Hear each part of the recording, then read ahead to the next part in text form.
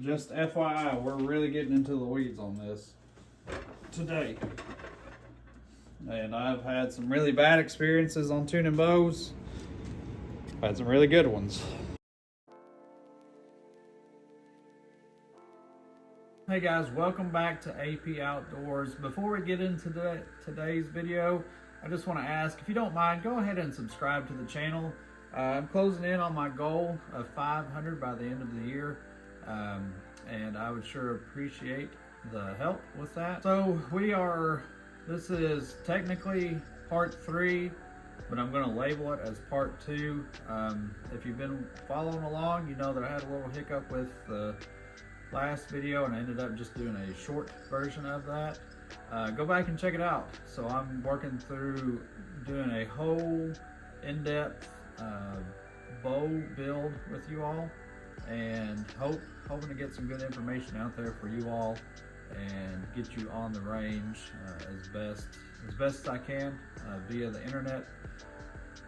So we have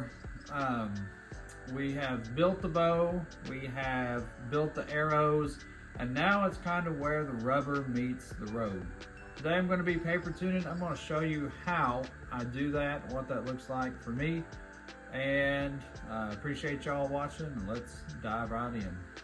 The road, we get to see what the bow is doing, how the bow is performing with the arrows that I built.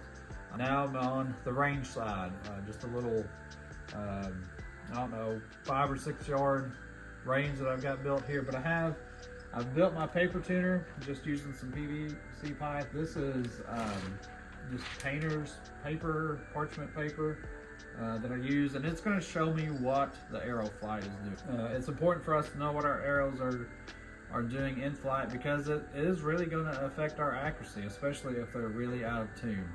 Now there's a lot of different clubs that think you don't have to have perfect arrow flight. Some of them think you need it just slightly off.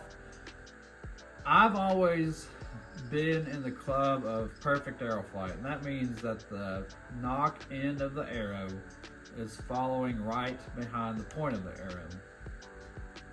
And I think that's true, especially when we're going for the most accuracy possible. So let's just show you what that looks like.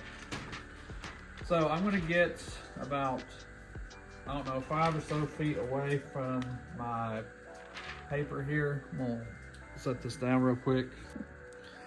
So what I've come to find out when you're paper tuning, just tuning your bow in general, it's kind of just a matter of preference. Like I mentioned, there's several different camps that people live in about paper tuning, walk-back tuning, how the arrow is supposed to fly.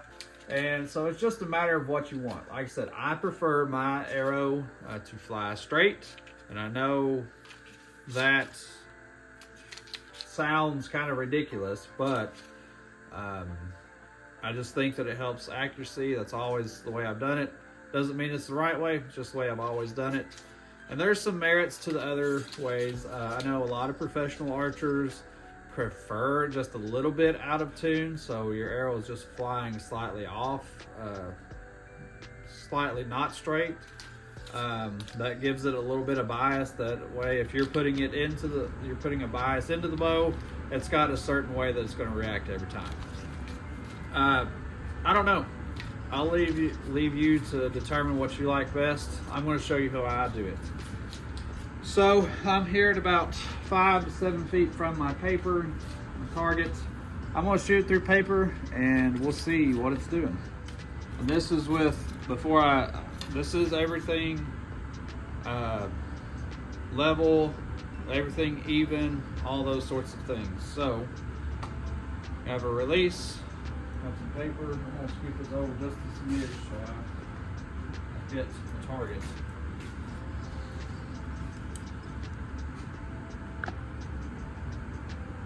Alright, let's see what we can do here. This is at 5 feet.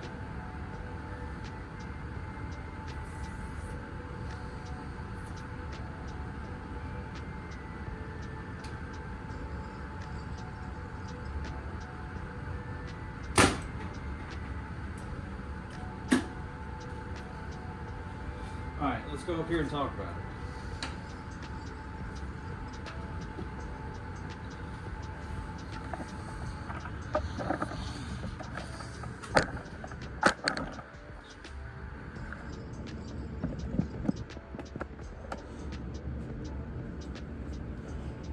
So as you can see here, that I'm slightly knock left. So the point hit here, and then shaft hit over here. Now, technically, I'm getting all 4 of my cuts. I've got one here, one here, one here, and one here. But I'm still just slightly off of center. So that means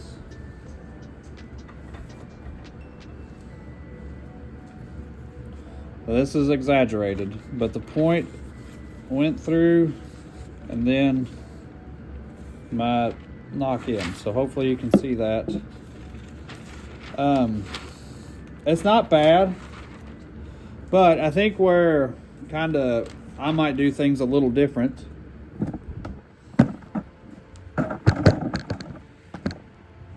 I don't just settle for what it's doing at 7 feet. I like to back up to about 10 feet and really see how the arrow is reacting. So I'm going to do that right now.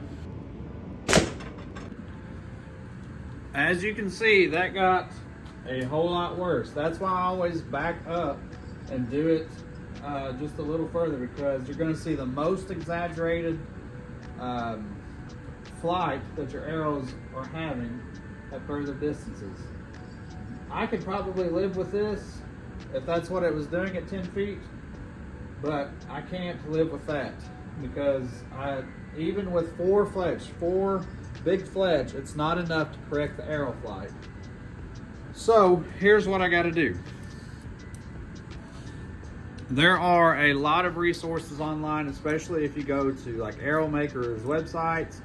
They will tell you what you need to do to correct the arrow flight that you're getting.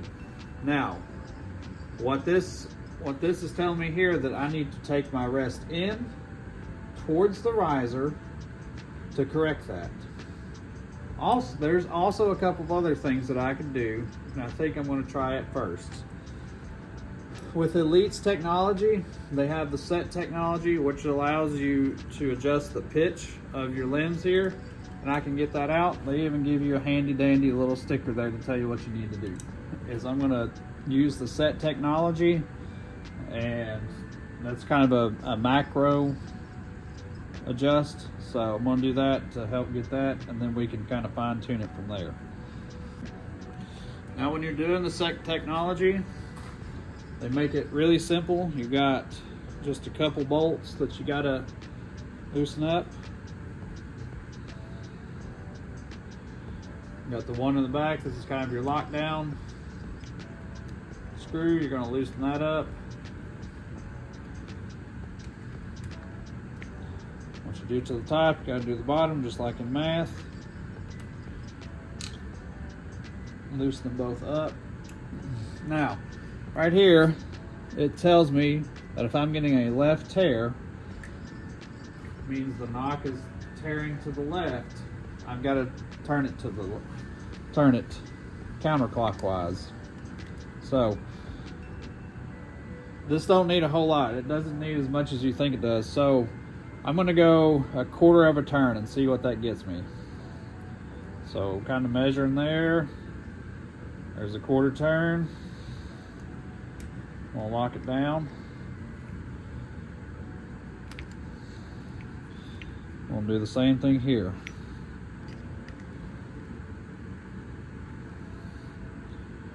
About a quarter turn. Lock it down.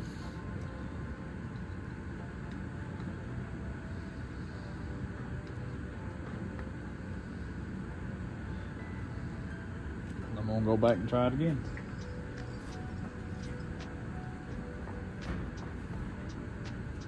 This is one of those times where it's kind of guess and check. You try a little bit and see if it works right. If it don't, go on to the next one. So we're going to try it.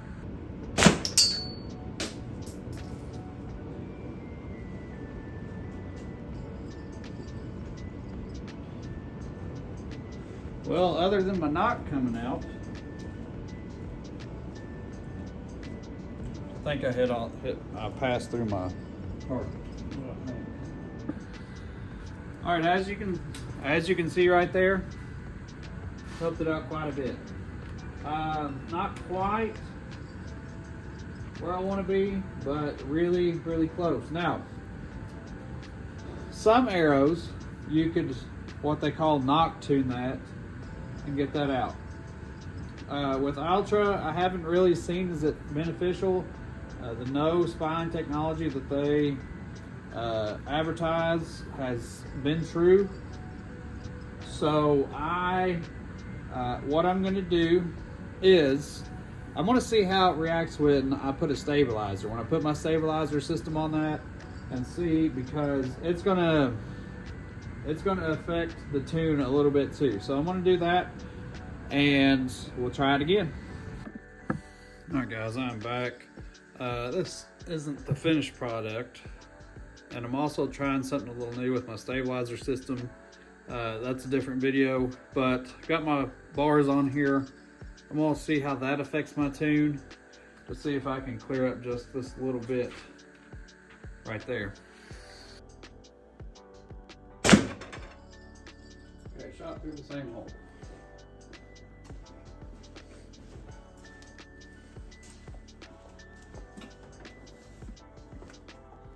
Target is disintegrating. It's been a good one.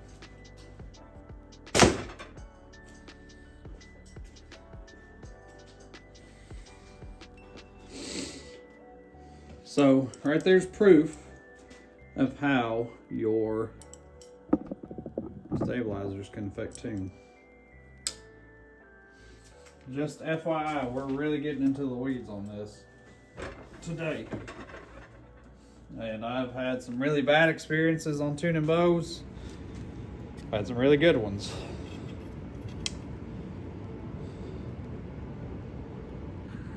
Like I said, this is kind of guess and check at this point. So, I've got my guide over there. I'm just gonna kind of try something and see what works. They give you the little notches there you can go by. That's what I'm gonna do.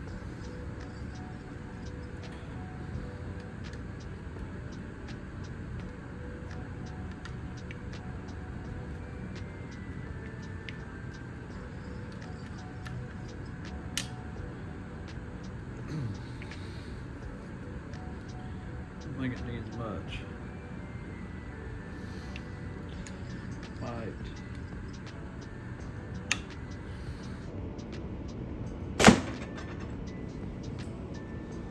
Well,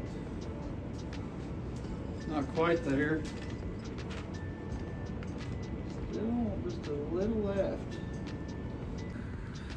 All right, I moved my rest in just a smidge, like the guide called for. I'm still hoping to keep everything